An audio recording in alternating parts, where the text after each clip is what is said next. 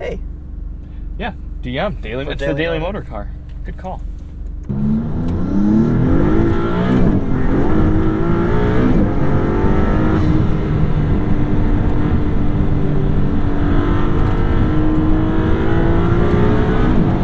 Yeah, it's so fast. Hey everybody, it's Charlie and Chris with Daily Motor, and we're not driving any of those right now. It's okay, Tom. We are driving this, the Maserati MC20. Why have you opened it up? Because it looks cool. It's dramatic effect. Yeah, I mean... Cinematic. I thought about doing a poster that said, silly boys, real doors open up. Because all of you guys have boring, normal doors. Tom made a good point earlier. When the doors open, it provides shade. Yes. So I think maybe that's what Maserati was thinking. It's quite possible. Yeah. Well, what I'd like to know is what they were thinking with this paint. It's pretty incredible. I hope it's coming up on camera, but it looks like an eggshell until the sun blasts it, and then it looks bright snow white. Someone painted an eggshell with nail polish, like the pearlescent nail polish. Yeah, How much do you think they charge for this paint? About $20,000. Yes. Yeah. I think it's like 25 grand. This car starts at 212,000. Ours as spec'd is 315 grand. So we've got over $100,000 in options on this car, which is wild to think about. It's very Porsche of them. Yes. But it's cool to see Maserati back making something unique, something that's their own. So I fully agree. Now, unlike most DM videos, I have actually driven this quite a bit, and Chris has not driven it one bit. I have not. And so, I've been holding back for a couple of reasons. For one, I've heard it's sketchy. And for two, I wanted to give all of you my raw first impressions because I care very much. Yes, there are 3 cars that have ever scared me. Mustang GT350. I know the second one. C7 Z06. Really? Yeah. I'm not going to go hard in this if you're saying it scares you. And you said it was sketchy. Tedward said it was sketchy, and the Topher said it was sketchy. And you're all better drivers than me, so I'm gonna take it easy, and then when we swap, they'll get to see what it's like. Sure. And I've actually don't listen, viewers, but I've actually already shot a second portion of this video for them to watch. Oh, excellent. Afterward, coming up that hill. Oh, good. That's so good. They'll have some good, proper footage. But this thing is pretty cool because, yes, it is the first supercar built by Maserati in a long time, and Maserati supercars have always been cool in that. Since the MC12, which was basically an Enzo. Yeah. Yeah, well, and then they also had, what was that woeful thing they built in the early 2000s that was like a sporty car, the Quattro, not the Quattro. The Gran Turismo, right? No, they still make that. No, it was the Grand Sport. The Grand Or Sport. the Coupe. Yeah. Same sort of thing. Yeah, and Why would you say Maserati's... that's woeful? It had a naturally aspirated V8. I've heard it just... Gearbox. Yeah. And that's the cool thing with Maseratis, as we'll see when we get into this. They're weird. They're different. This thing looks different than just about any of the sports cars. We've got a Huracan Technica back there, and that looks as you would expect a 13-year-old would design a supercar to look. But this has kinder, softer edges, and it's got your look-at-me doors, but other than that, this is a car that you can... You want to shut it? And so yeah, let's shut it and kind of show you. We'll show you the trunk area real quick. But it's kind of cool because it's actually a usable mid-engine supercar, even being at $300,000 like this. There's your V6 motor back there, provided with a lot of air, thanks to some pretty impressive turbocharging. Lots of carbon fiber panels. Lots of carbon fiber. Exposed. I want to say that it has a $35,000 exterior carbon package, which gives you all of this exposed carbon. Interesting. Yeah. I'd like to see what a base one of these looks like. Well, it must be terrible if it's $100,000 cheaper. Yeah, very cool looking car, very low, and very unique. Very unique. And it's cool looking. It kind of looks like a Ferrari F8. It also kind of looks like what a sports car or supercar would look like in Grand Theft Auto, where like they can't use a real brand, but they try to just like get it pretty close. Yeah. It's a cool thing. I like all of the blue touches, being the pearlescent in the paint, the brake calipers, the suede inserts on the seats, Alcantara, whatever Maserati calls it. It all comes together. It's a nice spec. So whoever spec'd this, good job. Yeah. Well, without any further ado, let's head into the inside and let Chris get comfortable with these fixed bucket seats that have been optioned on this car. As we pointed out, optioning was something that someone was 5,900 miles on this thing. Oh, yeah, boy. This one's been loved. Okay. Cool. Do you have the key? I do. Was it alerting you that the key? No, I was just curious. Start. Sure. Okay, doesn't sound like much at first. No, it doesn't. I would like to do a thing as you get comfortable, I'm going to play you a little music so that you can have a quick preview of the Sonus Faber sound system. Okay. Here is the screen that's angled a bit strangely, but is honestly a pretty nice screen to use. And then we are going to give Chris, you all will hear something different because I can't play you this song.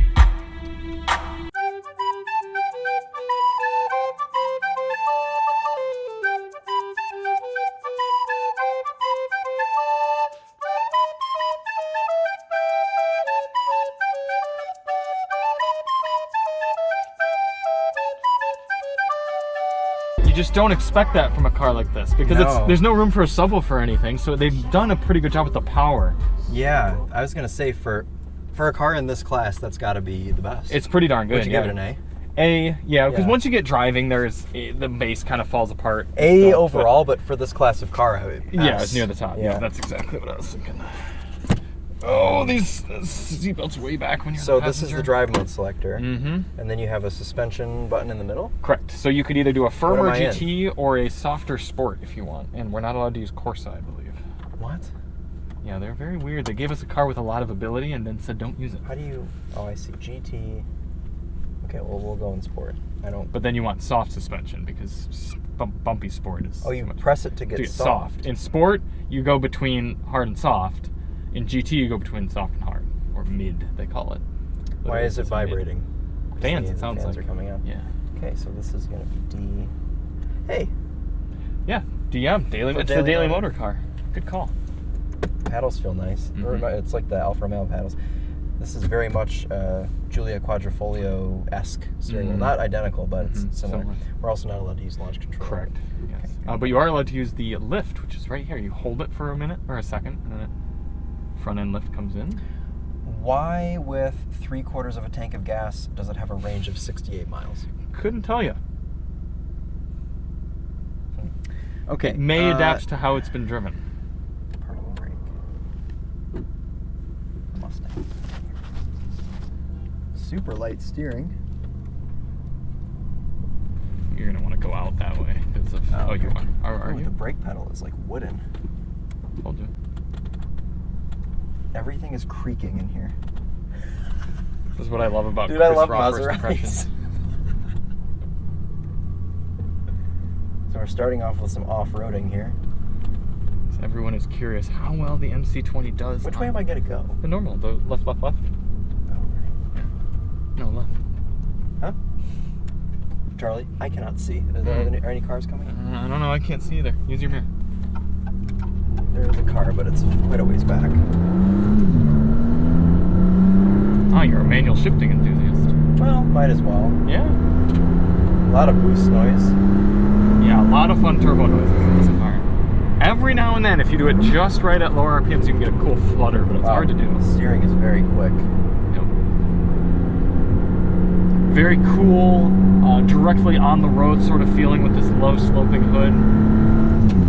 This motor makes a ton of torque. You really don't have to bring it out the way you have to with a lot of other NA supercars. It revs to 8,000 RPM. Yeah. And it almost seems like why, right?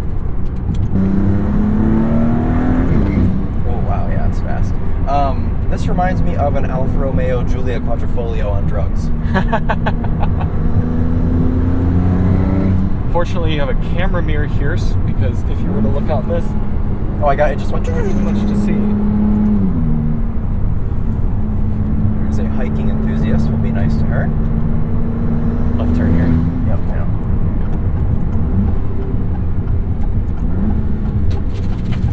Are you not a manual shifting enthusiast? No, I am. Okay. Maybe he's just making fun of me for that. I don't make fun. I just point it out. There's a difference. I'm scared to floor it. You should be. I haven't even driven it over like 5,000 RPM. It is a pretty wide car as well, and you feel that driving it around, but it's a cool car in that you have to kind of earn and learn it. You have to get comfortable with it. It has to get comfortable with you, and not many new cars are like that. You can hop in that Huracan that we have, and instantly you're familiar with it, and you can go balls to the wall. And the SL. Yeah, and this is not the case. I like the feel of the paddles. At 4/10, it feels great. Yeah. Well, that's what's really cool too. I started off just driving this car for the sound test through the city. It's very livable. The ride is quite good. We've got that front end lift, which helps a bunch.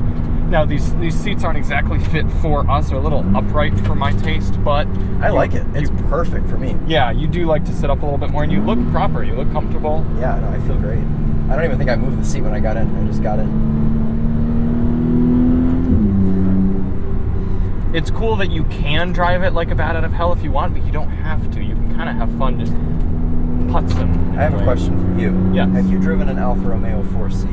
No, but I'd like to. Dang it! I was gonna ask. I thought the same thing. That is this 4C-ish? Yeah. Because it's bigger. Yes. And it has power steering. Yeah. That's great. So much boost noise. So much boost in general. I mean, yeah. Gosh, the motor does not need to be revved up, and it's right there for you. Don't wait for it like you do in a lot of other turbo cars. I don't love the brakes, although I just got out of driving a GT4 RS all day, so.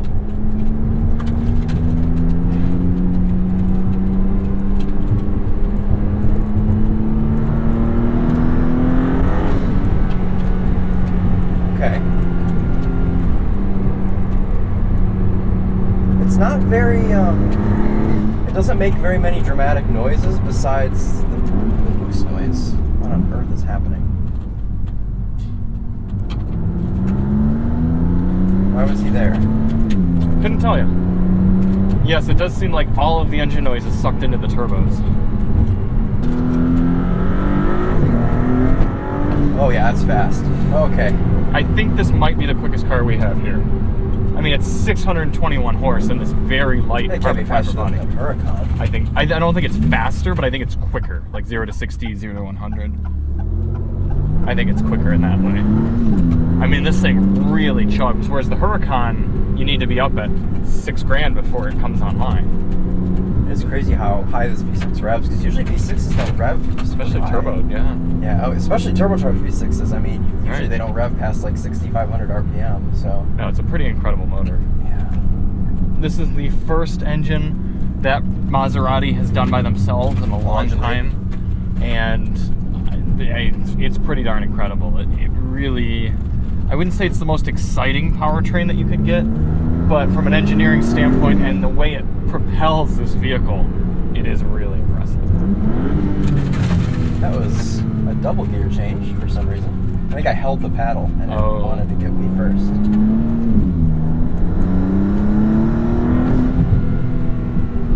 Yeah, this is fun. I like this. I want to drive this more later. You probably can. I'll shoot the night drive on it. How's the infotainment? Have you messed with it at all? It's quite good, yes. It works pretty well. It's pretty responsive. CarPlay is now unplugged, so I can't show you, but you will have seen if you watched the sound test on this that it's kind of a strange, very crisp, zoomed in resolution. But it works well. I do not like these brakes. I know. Is that what makes it so sketchy? Yes. Well, partially, yeah. I want to go this way just for a second. Yeah.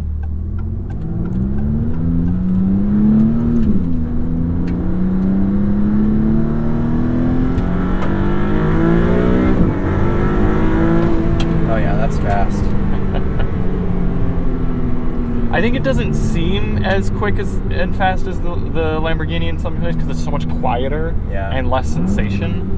But then when you look down and see what speed you're doing, you're like, oh my.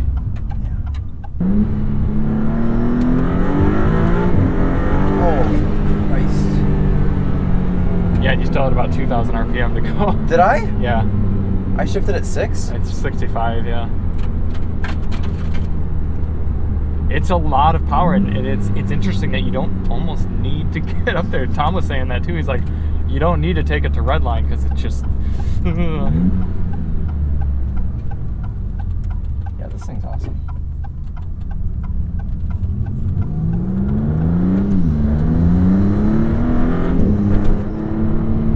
The gearbox is just responsive enough, but still very smooth. You never really feel it jerked around. It's not a dramatic gearbox at all. No, it's really, really smooth. Tires are quite sticky.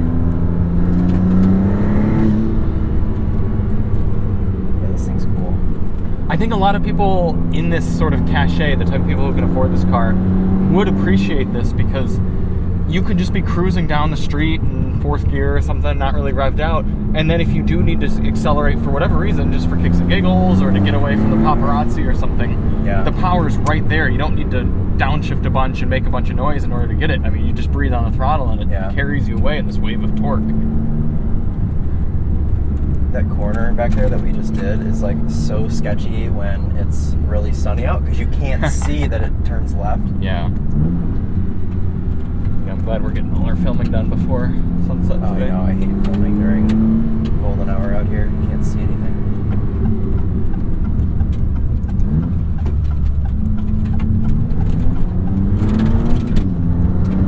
It's cool in that the spec sheet doesn't tell you everything with this car. You can read through the specs and be like, oh, okay.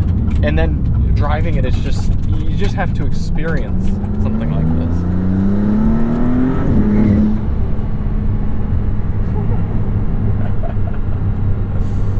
Yeah, it's cool. You love being stuck behind pickup trucks and 4-cylinder Econo cars. I really do. Oh well, I had my fun. Yep. Doesn't that sound like a backing up of a dump truck or something? That beeping it sound? Totally does. There's no... Hold on. Oh, you just put it in neutral. Which is where? Hold on. Left paddle. Oh yeah, both paddles, that's what I meant. Sorry. And then parking brake.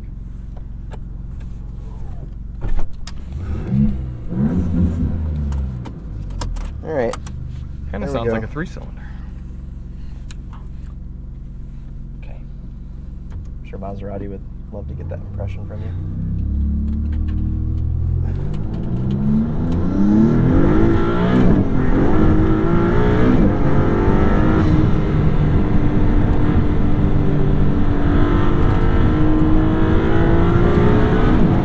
Yeah, it's so fast.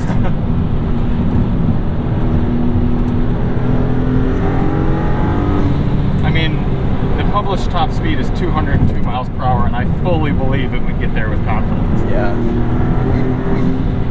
You think these are going to be cheap in like 10 years?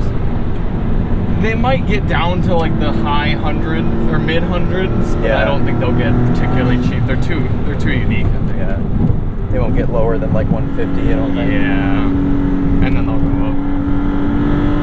Because as I've said in other parts of the video that you'll see after this, not many supercars or even just new cars feel like this anymore. I mean, it's unique and it's challenging and it's something that's fun and different. That is a known quantity there and a known formula. This is totally on its own, and I appreciate it for it.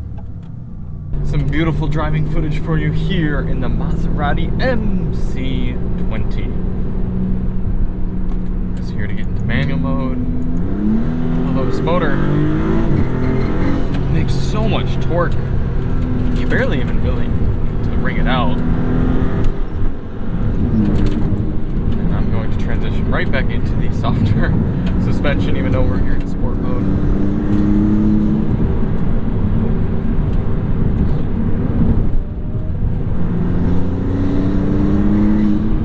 This car's been satisfying to drive in a way that's different than a lot of other supercars we've been up here with.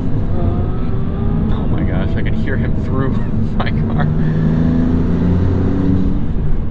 We've got the Lamborghini Huracan up here, that GT4 RS, a 911, a bunch of great cars, and this one is, it's a different character than all the rest of them. It's more manic, it's less predictable, but it's also oddly comfortable and a nice place to be in. Oh my goodness. Bouncing around.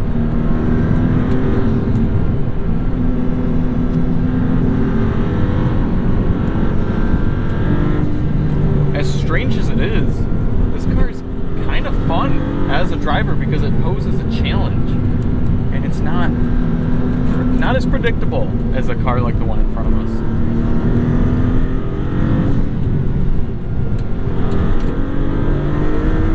My gosh, is it fast though. I think it's probably the quickest car we have here. I mean, it's really incredible.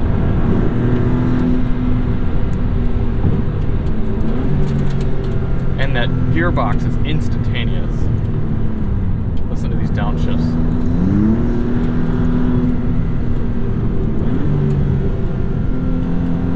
Actually, maybe not as quick as something like the Lamborghini. What I love is when you push the throttle about 80% and you're like, wow, it's really going, and then you push it the rest and you still feel an extra surge of power. You don't get that in a lot of cars. The brakes are probably my least favorite thing about the car. There's no grip or no bite right away. Right now I'm pushing the throttle down and nothing's happening. Not the throttle, the pedal, the brake pedal. And then you lean into it more and it finally starts to grab, but it's not a confident feeling.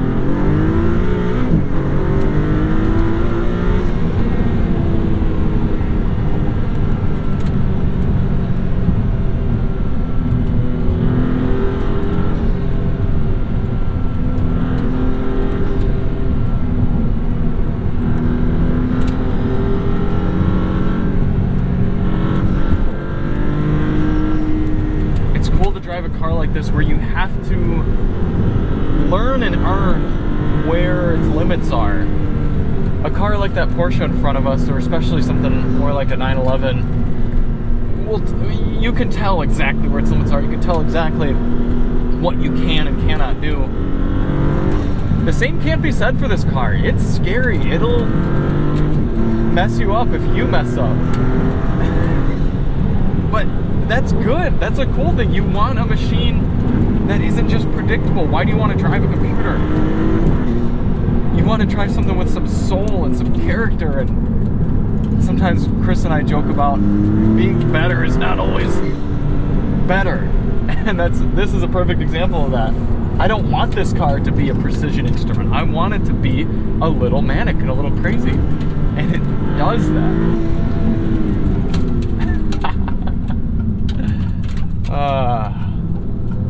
Oh no, a truck. Why does Brower always get stuck behind trucks? He is the worst for that. Trucks and little 4-cylinder econo cars. If I had any complaints, it would be the lack of sound.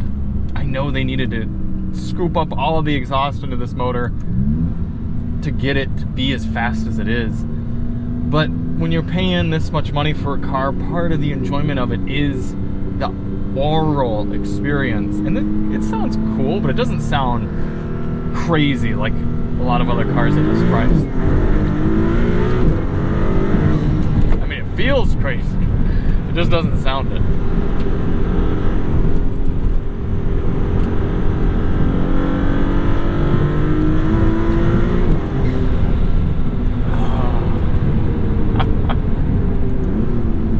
What I love though is the uniqueness of this car, the craziness, and the usability. I think if you are at the price point and you want a car like this, you want a statement, but something you can also live with, yeah, someone might expect you to get something like those two cars up there, or a Lamborghini or a Ferrari or something, but this is going to stand out. It's going to be unique, and it's going to be an experience in and of itself every time getting in it. And you're going to feel different and cool, and I think this is going to be one of those cars we look back on in 20 years and we're like, oh yeah, remember the MC20? That thing was crazy. I'm looking forward to being able to look back and say that we experienced it. 3 supercars abandoned. Cool. Well, that was awesome. That was. Yeah, it was cool to feel it all there at the end, since I'm a little scaredy cat. All right. Well, thank you all so much for watching. Oh, if you do want to see a dedicated review on the Sonus Faber sound system in here, check the link in the description. Thank you to Maserati for letting us experience such a cool, unique car. Hey, was that a V-Strom? Close. It was BMW's version. Oh, okay. If you want to see anything on these other cars, check the link in the description as well. And we will see you on the next one. We're Chris and Charlie with Daily Motor, and as always, psh. on. That's good. I was gonna say eggshell on. Oh, that's good too.